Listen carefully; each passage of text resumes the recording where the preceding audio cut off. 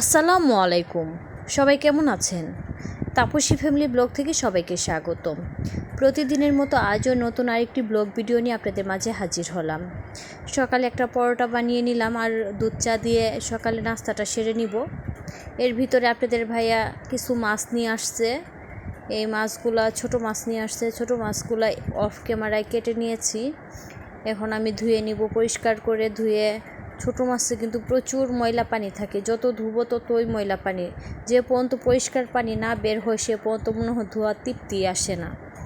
এই সুন্দর করে ধুয়ে লবণ দিয়ে আর একটু খেঁচে নিব, খেঁচে ধুয়ে নিব। ফাইনালি আমার মাছগুলো ধোয়া শেষ। এখন আমি ডাল রান্না করব। পরিমাণ মতো আমি ডাল নিয়ে নিব। ডাল ভাত বসিয়ে দিব দুই চুলায় দুইটা। ডালগুলো সুন্দর করে পরিষ্কার করে ধুয়ে নিলাম।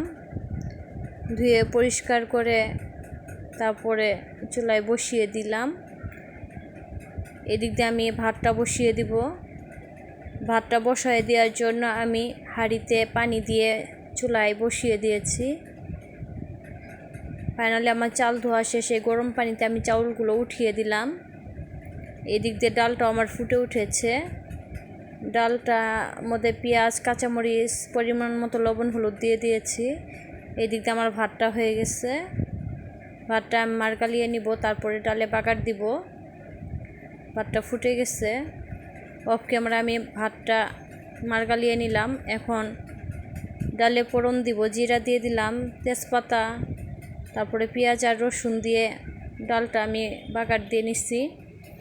আর হয়েছে আমার মোবাইলে ইদানিং এত সমস্যা, শুধু নো স্পেস দেখায়, সেজন্য আমি ভিডিওগুলো ভালো করে করতে পারিনি। পুরো রান্নার ভিডিওটা আমি তুলে ধরতে পারিনি। এখন আমি ছোট মাছ দিয়ে আলু পেঁয়াজ কাঁচামরিচ দিয়ে রান্না করব। আলু পেঁয়াজ অফ ক্যামেরা আমি কেটে নিয়েছি। পরিমাণ মতো লবণ হলুদ দিয়ে আমি সুন্দর করে মাখিয়ে নিব। মাখিয়ে ফাইনালি তরকারিটা আমি বসিয়ে দিব।